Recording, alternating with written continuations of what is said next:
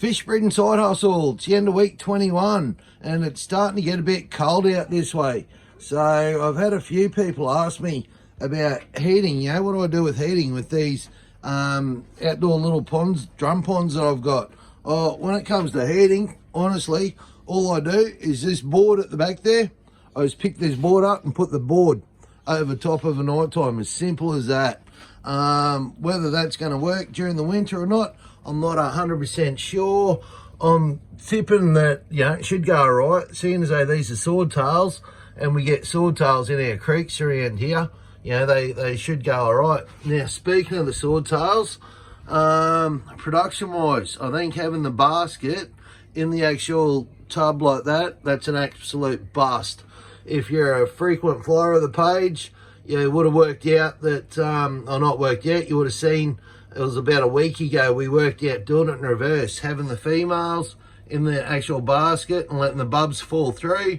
That seems to be working with these kahakus. With the guppies, it seems to work in reverse, you know, it seems to work with the fish in the tub and the guppies, baby guppies, go into the basket as a refuge. But yeah, with these kahaku swordtails, it seems to be the reverse is the winner. So yeah, that's what we'll keep doing. Still going with production. You can see we're over at the Tiger Endlers. You know, that girl there, she's pregnant, so that's good. Our high red swordtail, she's starting to swell up again. And we have got one lot of bubs swimming around in here somewhere from the Tiger Endlers. So that's all doing well. Rightio, moving on. Down at the pool pond, and as you can see, you know, the goldfish are doing well. If we zoom in somewhere, we might be able to see some bubs. There we go, there's some bubs. Oh, I just spooked them, I think. There you go. So, not sure if they're baby rainbows. I think they're baby rainbows.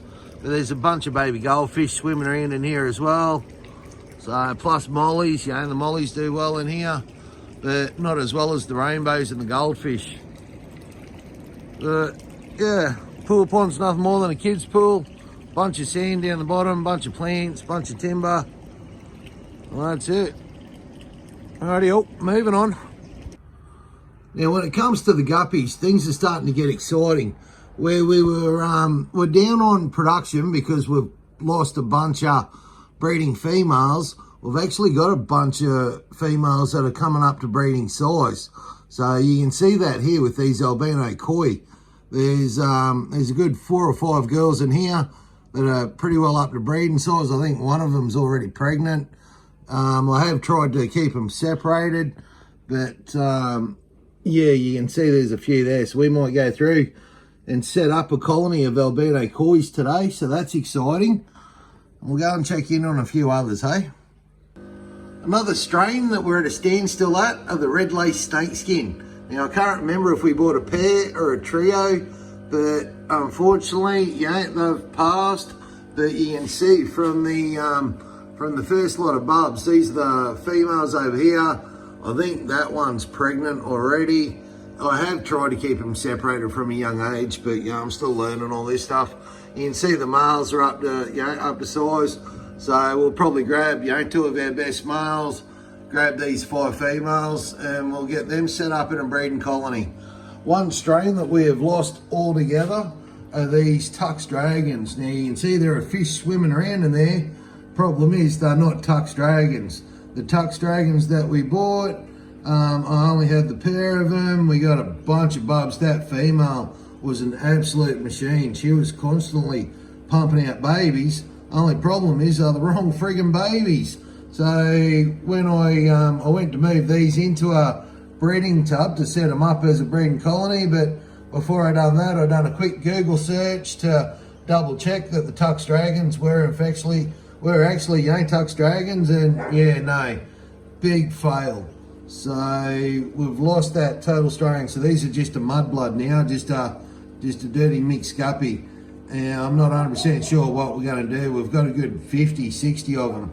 So I'm not 100% sure what we're going to do. They're going to, you know, we might take them to a pet shop and see if we can unload them cheap.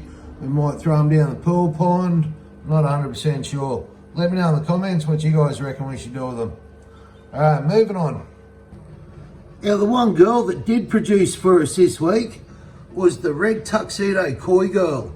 So she's not in here, she's next door. I'm just filming these ones so you can actually see, you know, what the red tuxedo koi looks like. And she's a machine. She is constantly punching out big numbers. So this was her first lot of bubs that are being raised out, and then that's Dad there. This is her second lot of bubs, monster. And then, yeah, next door we've got a third lot of bubs. So imagine what it's going to be like when we got, you know, 10, 15 of these things producing. It's going to be nuts. So absolutely stunning, these red tuxedo kois. I love them. Rightio, moving on. You can see everything's going well with our pond grade swordtails. We've got a few little ones in there that we're raising out. We've got an absolute bunch in here that we're raising out. Moving on to the bedders. So 2nd of Feb they hatched out. So they're a couple of months old now. I really thought we'd see a bit more in colour and pattern than just red, hey. But anyway, I'm not complaining. So still moving on, a bunch more, you know, red lace snake skins that we're raising out. We got these tuxedo kois that never turned out to be tuxedo kois. Well, look at them things. A yellow and blue. The last lot were red. Freaking work it out. Talk about retained sperm. This girl, she must have had a bunch of semen in her from a bunch of different boys. Now, I'm not saying she was a bit of a slut or, you know, a bit on the loose side, but and when I said we had a bunch, like, there's a bunch. There's even more over here. So, anyway, let's move on and have a look at that kahaku, that successful kahaku that we got a bunch of babies out of. So you can see the new fish room starting to get there. That's our red tuxedo koi we were just talking about. As you can see, there's some more bubs, you know, swimming around in here. So these are going to be our future breeding tubs. We've got some red snakeskin koi. Got some pregnant girls pushed away in here. So, and then that's pretty well it. We're talking about the kahaku. So what we done was, remember at the beginning of the video we had this basket and the idea out in the kahaku pond, and the idea was the baby kahakus could swim into that. Well, here we're trying it in reverse. What we've got is, I'm not sure if you can see her in there. We've got a kahaku girl, hope you can see her in there, and the plan is that the babies fall through. So we've done that with this lot here. And as you can see, there's a bunch of bubs. It was a huge success. So what we're going to do is, if this works out and we do it twice, well then we'll set it up on a much bigger scale. We'll get we'll probably use one of these IBCs, or I don't know, we might use just a raise out container and set up a tub that takes up half the size or something. So anyway, this is our future breeding fish room, all coming together. We were talking about raise out swordtails before. There's this lot, the pond grade. So we got a bunch of them. So hopefully in a couple of months, we'll have a few fish ready to start, trying to make a bit of coin back. Anyway, guys, remember that the best way to help the channel is to leave a like and leave a comment. If you've made it this far, please know I really do appreciate you all watching. And don't forget to check back in next week. Thanks, guys.